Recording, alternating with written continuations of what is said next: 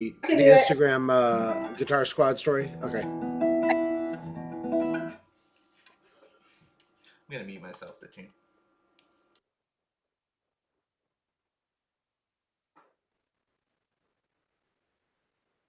You're not muted though. It's just like a real concert. You gotta listen to them tune. No. What mic is it using? Hang on. So once, tell me when we're live, and then I'll grab the link. We are currently live. Oh, Oh, I'm on the wrong mic, dude. are we live? We should be. Let's see.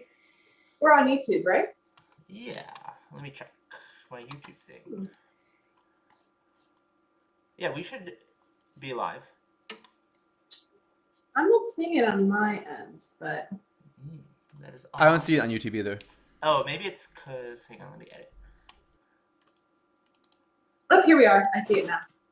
Oh wait, no, that's not it. I also No. want to make sure. Oh, I made it public. It was unlisted before. I don't know why it was unlisted. Why the frick is it on the wrong one? Oh, that's a smart way to get the link without being. Oh, Morgan. Okay, how is my mic? There we go. We'll have to do that next time. Log in. All right. Hey everybody.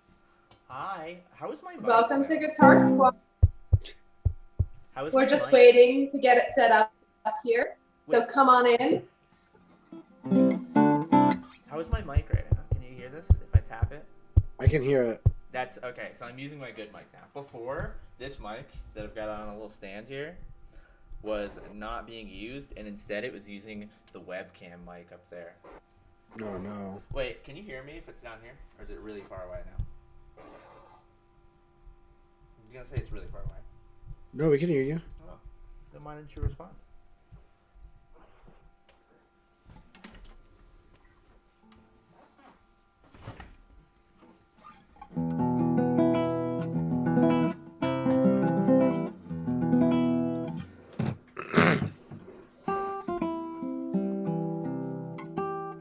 Don't- Well, how's that part go?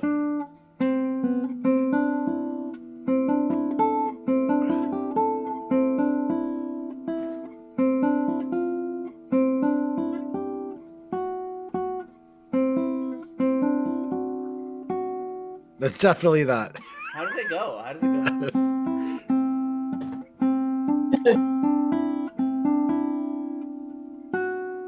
Is it that? That's how you play it? I never learned those fingerings, I don't think. I'm just like making it up right now. I never played this piece. I just know It's it's. not, I think a lot of the guitarists in the Renaissance probably did that too, right? Like an alphabeto, Yeah. Well, I know chord. it's supposed to sound like a harp, right? Isn't that the whole point? So the.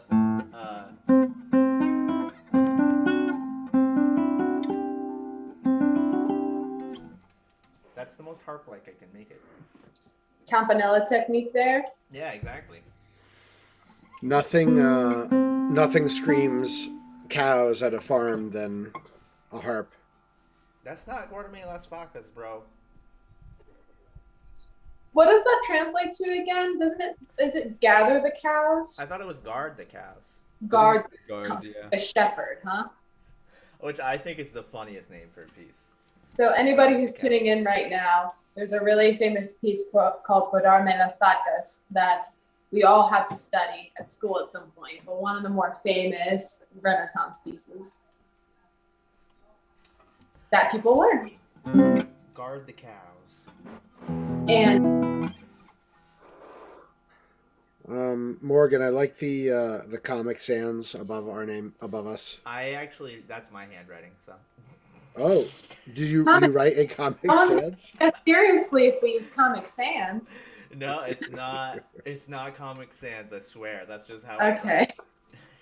I Looks did good to it. me. Or papyrus, no papyrus either. I did it kind of lazily, honestly, but I did. I don't know if you noticed. I changed some things about the overlay, though. Like I made it more 3D, which took a surprising amount of time. It does look pretty cool. I like it. It doesn't match though. It's not like fitting the right way on this, so I'll have to mess with it. But I like the drop shadow behind them, kind of. Oh yeah. Oh, you mean on the text Yeah, and the symbol? I feel like the Mhm. logo looks good with the drop shadow. definitely, yeah. All right, it is 8 o'clock. Do we want to get started with what we're doing? Let's do it. Yeah. So All right, and I'll stop talking now because Morgan's the host tonight. yeah. So my name is Morgan. I'm going to be playing the prelude to Loot Suite 2 by J.S. Bach.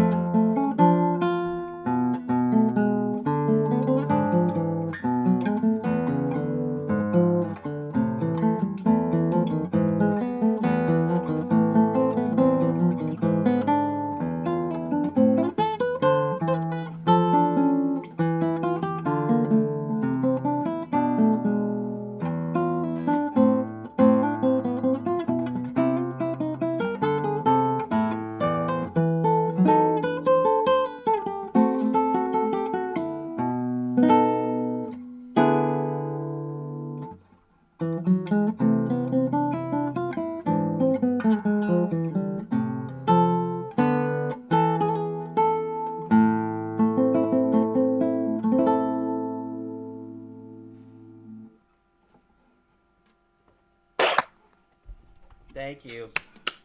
Beautiful, Morgan. Thank you. Great job, Morgan. Thanks.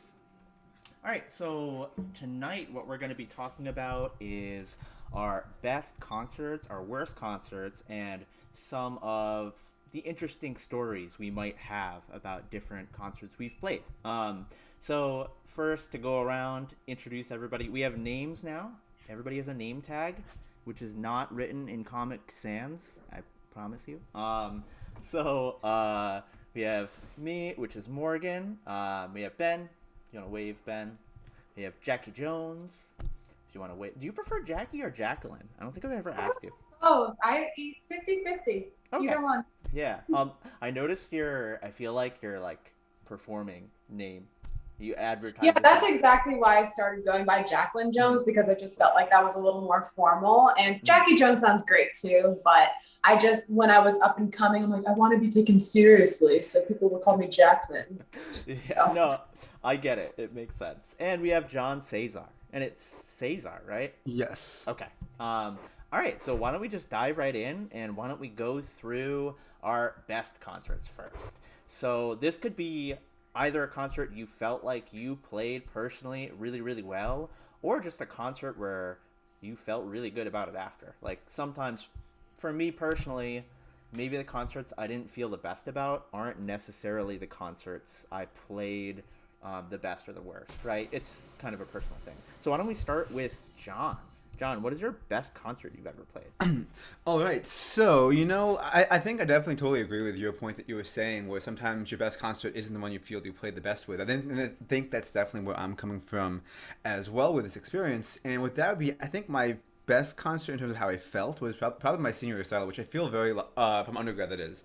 I feel very lucky that I feel that way, because I know some people like dread that, and after that they're like, oh my god, I played so bad. And I don't think I played all that amazingly. I think looking back on it, obviously, as we all do, we watch videos and performances of us from years and years ago, and we're like, oh my god, how could I've ever done that? But I just remember the experience after it was just really very very very, very special experience. I had family members that usually don't come down to the things I do that were able to make it. I had a lot of friends from high school that were able to come up to where I was going to school at the time. I had all my friends from the where I was going to school at the time currently go. And it was just a really, really nice moment. Then after we all got in this big hallway outside the concert hall, and it was really nice. So I think that's definitely for me what made that moment so special.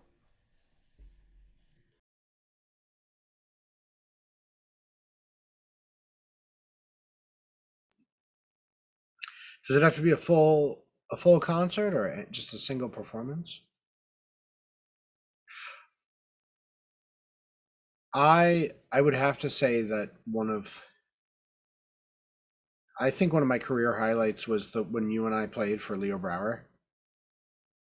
That was like one of the, especially because we played a piece that not a lot of people hear often, which is the micro pieces, and we played 5 movements. But I feel like there's probably a better answer to your question. I would say my a concert that was really special to me was the first concert I played where I forget when it was, but it was sometime when I was doing my master's, and it was at a library in Madison, Connecticut, called the Scranton Public Library. Oh. And I went down there. I heard about them on NPR, and I just cold called them and said, "Do you want a classical guitar concert?" And they said, "Sure. What do you charge?" And I gave them the number that I didn't think I was going to get, and they said, "Okay, sure." And I was like, "Oh, okay." And it was my favorite concert because that was the first time that I had gone to, like, showed up to a gig, showed up to a concert, and like my headshot was printed nicely on like some artwork that was like, "Come celebrate and listen to music." So it felt like it was like my first professional concert of like going and being out in the world like that. So that was and then everybody was there. It was like there was nobody there that I knew, and it felt like I was doing the thing for real. So that's probably my favorite. Did you make the material, like the promotional material, or did they make it for you? No, they made it for me. I sent a headshot that I was really happy with, and I have the poster somewhere. I took one and I put it in a frame since it was like my That's really important. adorable. It was a lot of fun, and it was like a walking, because I walked into the main lobby, and it was like right on that front door. It was like Benjamin Tint, 2 to 3 p.m. Sunday songs or whatever it was, and they were great, and I'd love to check in with them again, see if maybe I could go say hi again. Let's get the squad there. You got to get the Yeah. squad there. All right, so Jackie, what's your favorite concert or your best It's concert? funny. Yeah, it's funny because one of my, I think there are definitely highlight concerts in my career, like when I played for like Leo Brower's concert as well, solo and chamber. That was feeling really satisfying. But I think one that was one of more personal to me was a library concert. Actually, it was for the Simsbury Public Library, and people think that, oh, the the societies or these grand halls are the best concerts, but the place was completely filled to the brim, and I've never had such a big audience before. There's definitely in like the triple digits, and I was just playing guitar again. I actually, took a break from music for a while after my bachelor's, and then it was kind of like my comeback. So it was like one of my first concerts where I was feeling really good, independent on my own, and just the energy from the audience and the roar of it, and just not knowing too many people. There's some friends there, some family, but it was just kind of like, wow, being out on my own and feeling just the magic of everybody was the best experience for me. I still remember like the roar of that crowd. So ever since then, I've wanted to play for like really big crowds, which is kind of hard to do, to be honest, for a lot of classical shows. But that energy I still feel and keep with me today. So I just think that so many gigs can surprise you like that, for sure. Yeah, and I feel like sometimes, I mean, I don't know if you guys feel the same way, but it's not necessarily always the gig I think is going to be like my favorite or best one that ends up being my favorite or best one. So you can find, it's almost like hidden gems, right? You play at this like little library and you expect it to just be like another concert, and you're like, wow, I like loved that concert. Do you know what I mean? It's very cool. And yeah, I feel like it's very cool to have like both of you guys, both Ben and Jackie, you were talking about like your first concert as like a performer outside of school and like how much that meant to you. So kind of actually segueing into my favorite concert. It's funny because my favorite concert probably is not the first ones I played out of school. And I have a hard time, honestly, pinning down what my favorite concert is. But I actually think if I had to pick one, it would be CT with you guys. That one was super fun. I just played one song, so it wasn't as if it was a full Morgan Brown concert, right? But it had been so long since, like, we had all been together, right? I got to play like one of my favorite pieces. Like, I love Andy and I will play his music to death. And He's talking about Andrew York's Letting Go. Yeah, Just exactly. Thank you. I appreciate that. So yeah, and if you don't know, the Guitar Squad played a virtual concert at CT in Hartford. This was when we first started in like January 2020 or December 2021, was it? No, It wasn't December 2020. It was December 2020. Yeah, yeah, because December 2021 was like 2 months ago. But yeah, I think Ben, you were like running that show. Ben and John were like commentators, which was super cool. Jackie, you played the Rodrigo, right? Yeah. I would give you the name of that piece, but I forget which one you played. Sonata Giacosa. It means playful sonata. Oh, cool. I actually didn't know that. Yeah, this kind of drew me to it because it's like really quirky and it's like got these fun little ditties in there, and I just like how it didn't take itself seriously, which is why I wanted to learn it. Yeah. But Alex played a really great piece too. What did Alex play? I forget. He played some Koshkin ballads, didn't he? Oh, yeah. Okay. Nikita Koshkin is a really amazing composer, living composer today too. So if you don't know Nikita Koshkin's music, go check him out. And check out other than Usher Waltz, because that's his most famous piece. But there's so many good ones other than that. I mean, I will say too, do check out Usher Waltz by Nikita Koshkin. That piece is pretty cool, and it's about the fall of the House of Usher. But check out his jazz ballads. Those are super pretty. I think anybody can enjoy them.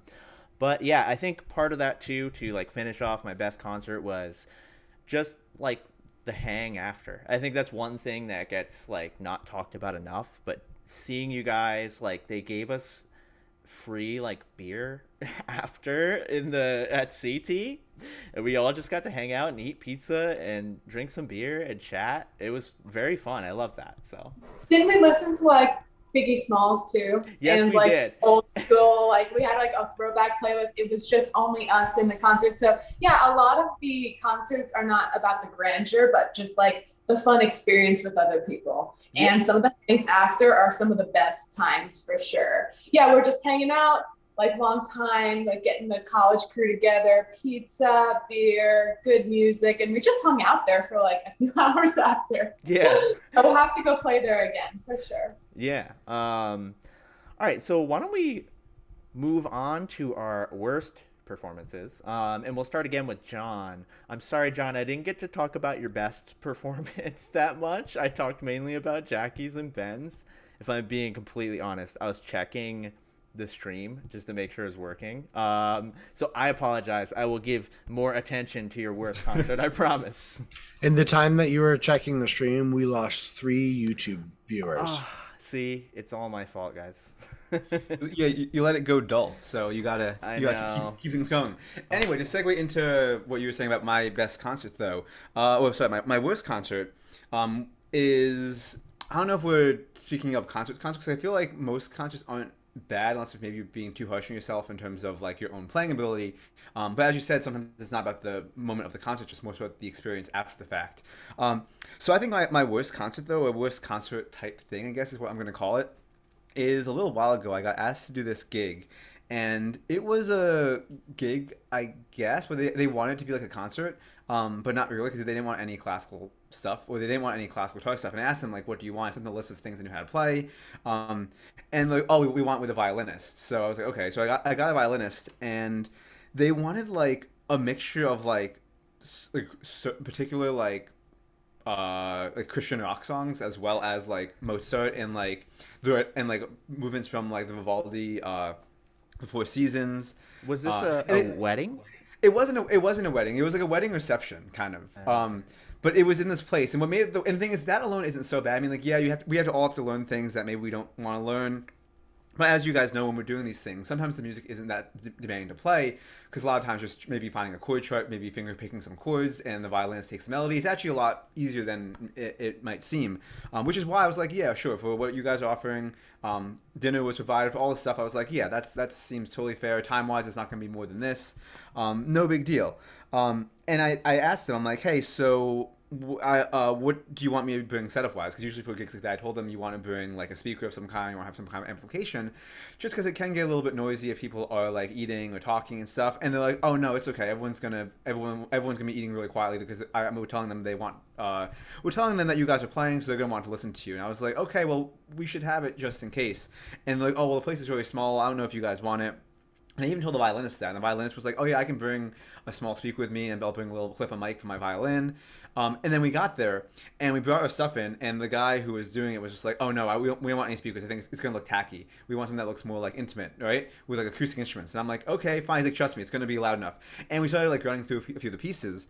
And granted, when we were running through the pieces, it was just me, the violinist, and the guy in this room that's maybe the size of like a classroom. So it wasn't too huge. And the guy's like, yeah, see, I can hear you totally fine. No need for amplification. You guys are fine. Just go ahead and start at, let's say, 6 o'clock, right? And 6 o'clock comes, everyone comes in and starts eating, and of course, no one can hear us. So then we're playing all this stuff, and no one can hear us, and people are even like, oh, we can't hear them. And then I even asked the guy, I'm like, oh, do you want us to go get our stuff from the car? He's like, oh, no, I want the music to stop. So we had to play this concert where no one could hear us. And the whole time they're awkwardly like trying not to talk, but also kind of talking, because they don't want to not talk at a wedding reception. So it was just this whole weird thing. And I feel like with one of those things, I even felt like I kind of came prepared. I brought my stuff, and he intentionally was like, don't bring that in here, put it back, please. So I would consider that the worst, because after that I was just like, for me, what makes a concert not good, and luckily I don't think we have this with concert, is when you leave and you feel kind of like unappreciated. You're kind of like, well, did I even need to be there, kind of thing. And that's kind of how I felt with that. I kind of felt like, well, they could have just put on like a recording in the background. They could have enjoyed the experience the same and actually have heard it more and gotten the same thing. So for me, that's where my worst concert type experience was. Yeah, and I feel like what you said at the end is super true. It's kind of like what you take away from it, right? Not necessarily how you play it. And I find that a lot of the concerts that I dislike my own playing on, and I like hate it, I feel really bad about it after, if I have a recording, I'll listen to it, and I'll be, in hindsight, I'm like, oh, I didn't actually play that bad. Like, mentally, I did not enjoy it, though. But I get what you're saying about, like, people not appreciating it. I mean, I feel like we put so much effort into these pieces we love, and it's kind of sad when people don't, like, I don't know, take that in, I guess. But Ben, let's hear your worst concert. The recording? The recording. No, I'm kidding. Oh, you mean your album? No, no. You're saying You said let's hear my worst. I have concert. I have a recording of my worst concert. I will not play it on here. I have a recording of myself having a memory slip in Bach with me just staring at Oscar Gilia on his iPad and having a. Oh, it was that one? No, that would definitely be one of the times that I was least pleased with my playing, but I was young, and I would say that very similar to John. One time I played this gig at a local place here in the Hartford area, and it was a place that many of us have played before, and they're very nice and they're great and they pay well. And we were booking this gig, and I said something like, well, do you want background music or do you want a concert?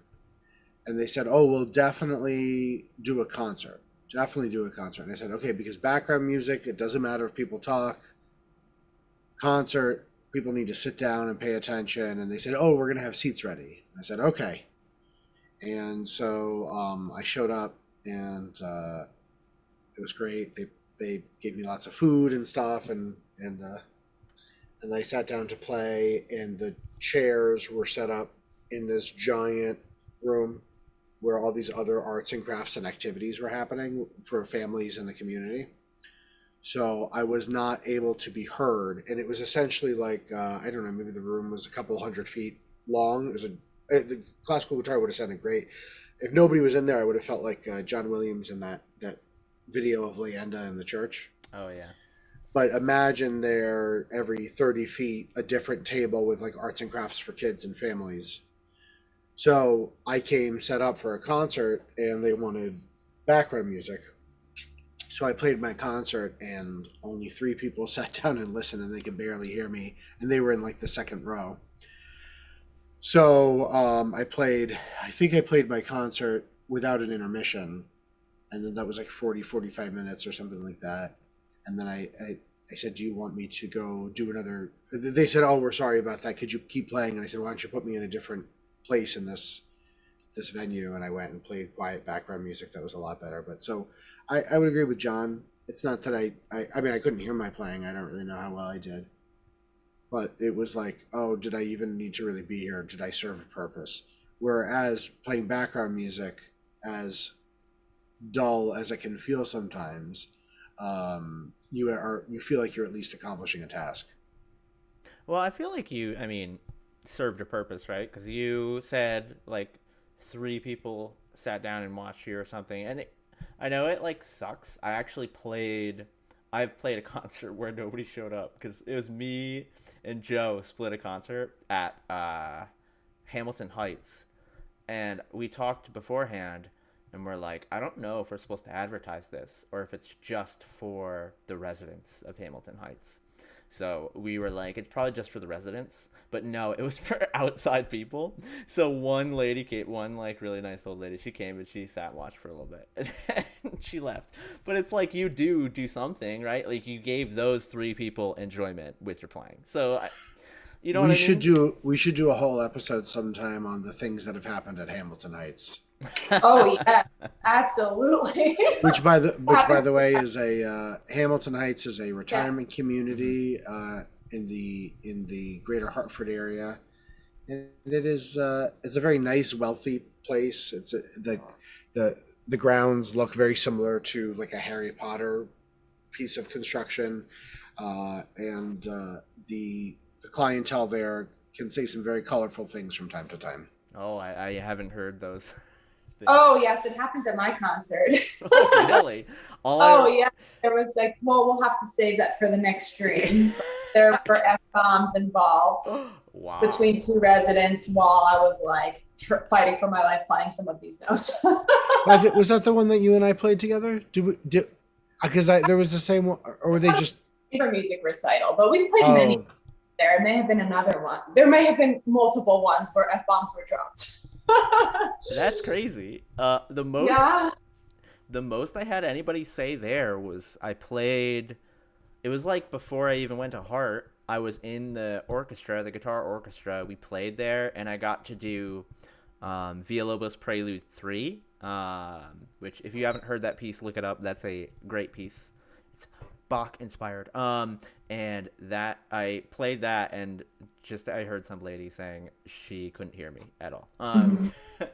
All right, so let's go to Jackie Jones now. What was your worst concert? Yeah.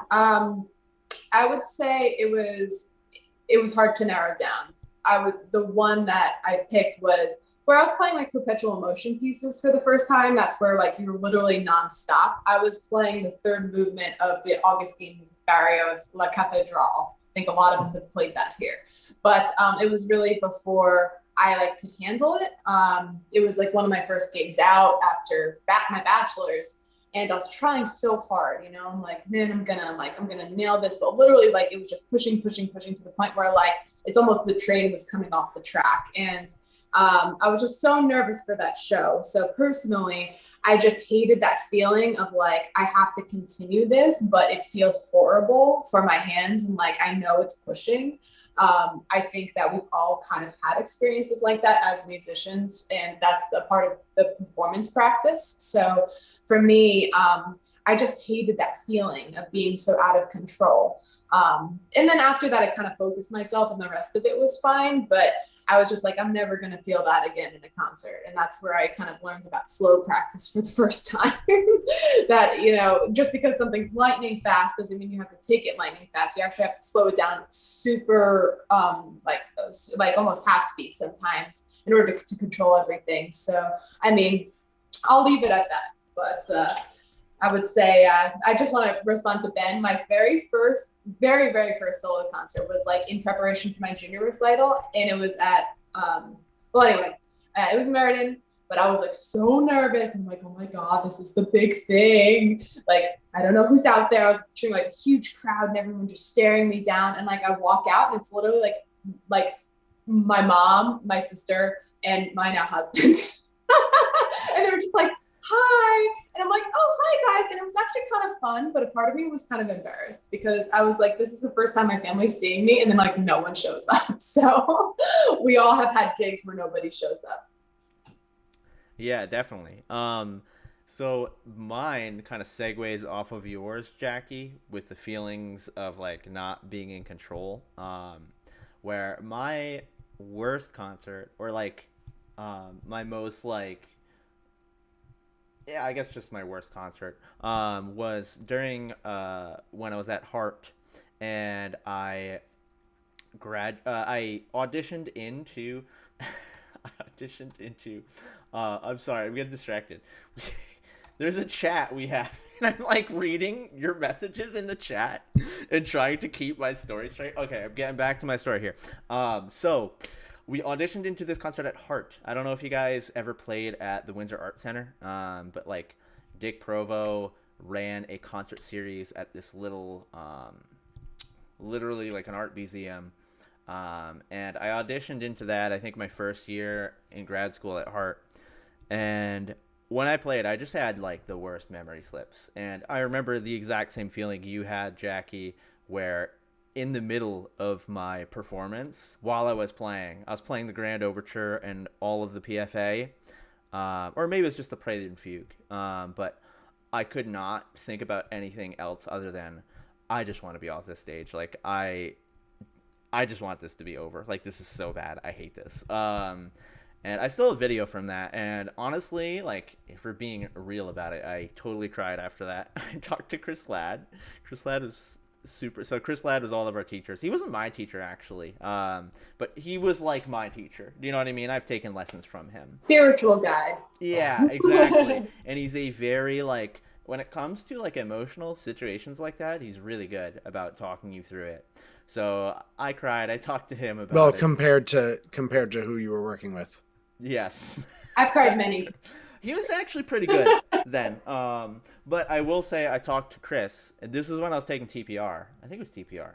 And Chris was like, "Have you read The Inner Game of Music?"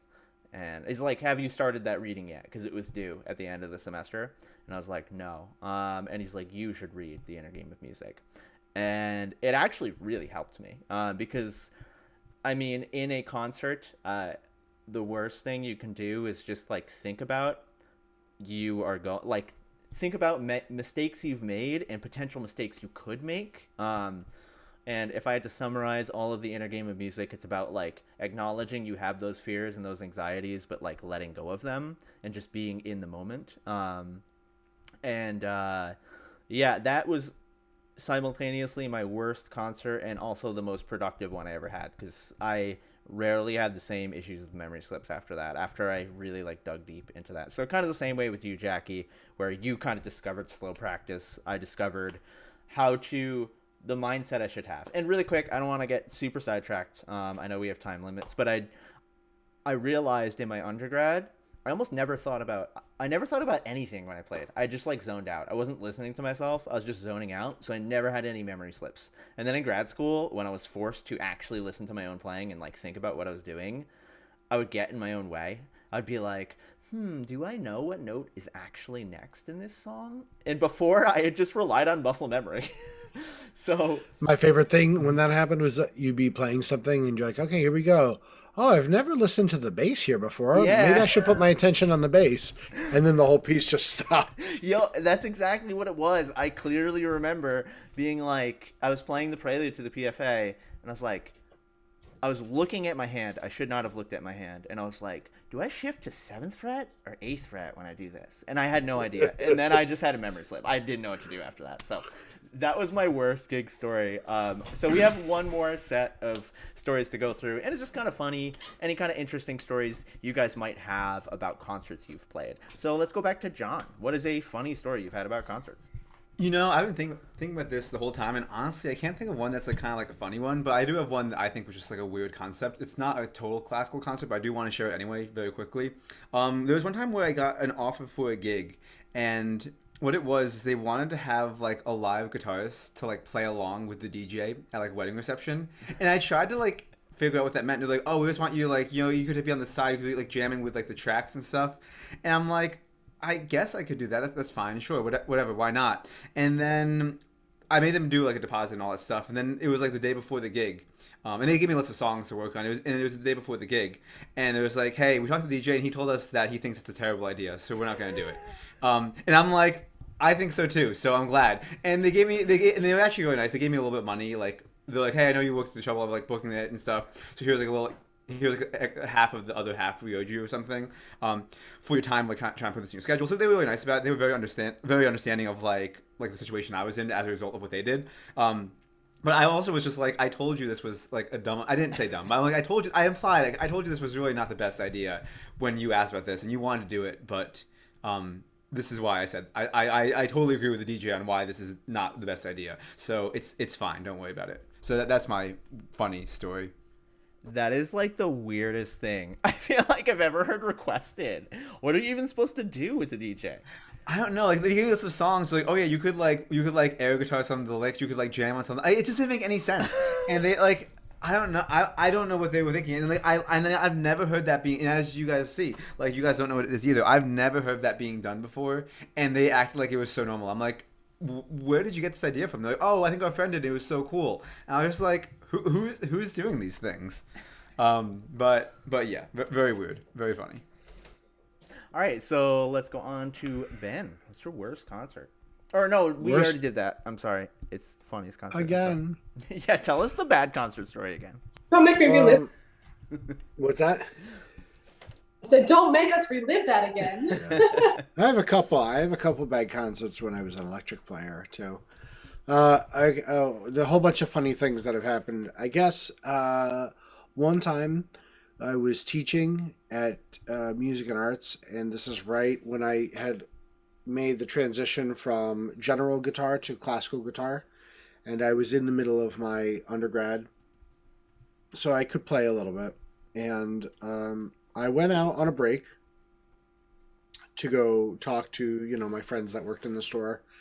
And they said, "Hey Ben, we might have a gig for you." Somebody called the store and said that they needed a classical guitarist ASAP. And I was like, "What? Who has ever said that?" And apparently, there was this guy who was mega wealthy, who was going to rent out one of the rooms at Mac's Oyster Bar. There's like a banquet room, and he was going to rent it out for just him and his girlfriend. And he wanted a classical guitarist to play for their dinner. And I said, "Sure, when is it?" And they said, "Tonight. He wants you to call him back and tell him how much you charge." And I had a full night of lessons. So I took that, how much that would have been, and like tripled it. And so I was like, yeah, I'd have to cancel this many lessons. It's going to be like $400 or something for like an hour or for like 45 minutes of music or something like that. And he was like, "Sure, see you there, bud." And I was like, "Oh, okay." So Music and Arts is on the same street as Mac's Oyster Bar. So I canceled my lessons and I walked down the street and set up and read. I think I borrowed some books from the store and just sight read some stuff, and it was okay. And this dude was just like your typical, like, I don't even know how to describe him. He was older. He was super tan. He was all over this woman. Like, it was really gross. He was definitely a used car salesman type of guy. But he paid me all in cash. And then he called me to do it again. And he paid me less. And then I never heard from him again. But I made a lot of money from that dude. That's crazy. Wait, did he have both silver and gold jewelry? That's how I don't remember. I remember he was portly. I remember he had a bright polo and the collar popped, and he had silver hair. Of course. That's insane. You got paid $400 for I mean, that 45 sounds minutes. good. It was And just you it was just sight fun. read? Yeah, it was really funny. It's funny because I've never in my life, I could never imagine anyone ever saying again, like, "I need a classical guitarist ASAP." But no, Morgan, I've made that kind of money at weddings before, playing only ceremonies at last minute. Yeah, I guess that's true, but that's like I expect that from a wedding ceremony. Yeah. I don't expect that from background. You know what I mean? It was awkward because it was them being very intimate at a table and me 10 feet away with a guitar. Yeah, I can imagine. All right, so Jackie, why don't you tell us your funny story? It was when I was a freshman, so obviously tons of mistakes were made in school. And it was in a trio, and we walked out on stage. Usually somebody sets up all the footstools beforehand, but mine wasn't there.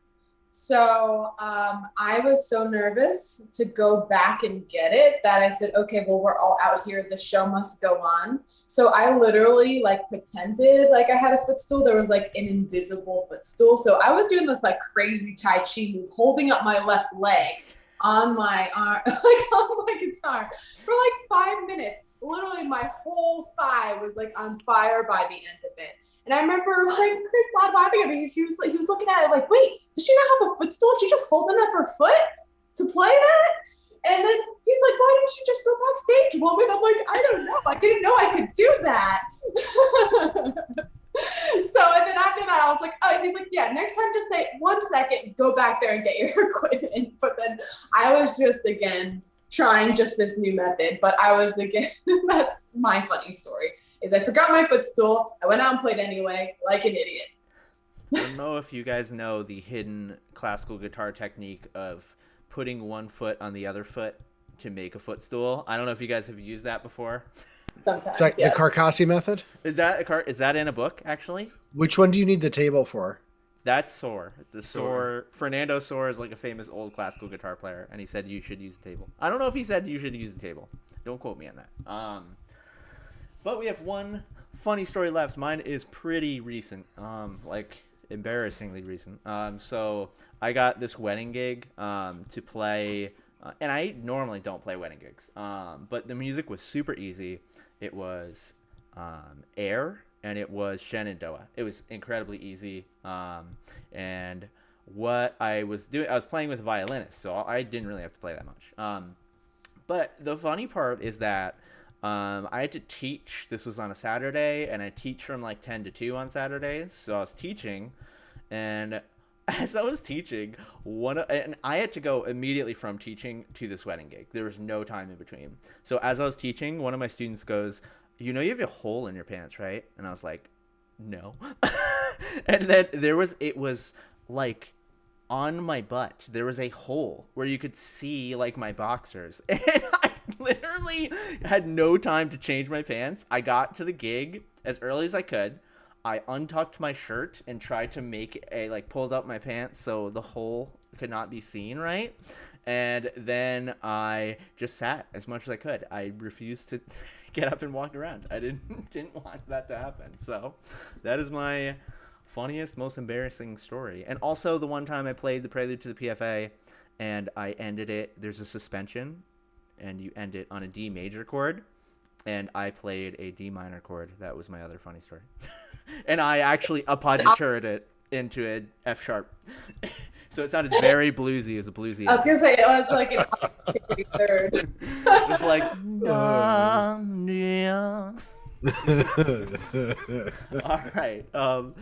So I think that's all we have for tonight's stream. Why don't we keep the trend going? Ben started this last week, asking recommendations. I'm gonna throw it back to you, Ben. Can you recommend us something? Could be anything. I've been getting into for Christmas. I was given a book called Sharp, and it's how to a very easy. It's called something like the I don't know. I'm paraphrasing. It's called like the unofficial user-friendly guide to keeping kitchen knives sharp. Oh. And it's a really cool book. I would say it's like in the style of a coffee table book where it's thick, it's very glossy and colorful, but it's incredible amount. There's an incredible amount of information inside. It gives the first half of the book is a very brief history of knife making and how things have changed over time. And if you're into steel and carbon and oxygen and that kind of stuff, then you'll understand that part really well. And then the second half of the book is how to sharpen using a Japanese whetstone. Oh. So not those knife sharpening things and not the things that you see in a kitchen. And Is I that read the it. wheel that spins around? No, a whetstone that is I've seen Game of Thrones. No. That's right. So that's like part of that evolution. Yeah. A whetstone would be a finer device, and it's what it is it's about the size of maybe it's like the dimensions are a little bit different than a brick, but it's like a giant rectangle, and it's very, very fine. And you keep it wet with water, and you run the blade at you have to use very specific amount of pressure to keep the edge at the bevel at the same angle the whole time. But anyway, I've been doing it, and my kitchen knives are very, very, very sharp, sharper than I thought that a knife could be. And when cutting something like an onion or a potato or a carrot, it's very fun. It's like you make these cuts, like dicing something or chopping something or whatever, and it just makes the cooking experience a lot more pleasurable because you're doing something with a tool that works very well. Yeah, very cool. Thank you for the recommendation. And it was, what was it called again? The name of the book is Sharp, but I'm recommending overall just sharpening your knives. Sharpen your knives, everyone. That's what we have to end on. All right, so thank you all for tuning in. We are Guitar Squad. I'm Morgan. We have Ben, Jackie, John, and we'll see you at the same time next week. Bye, everyone.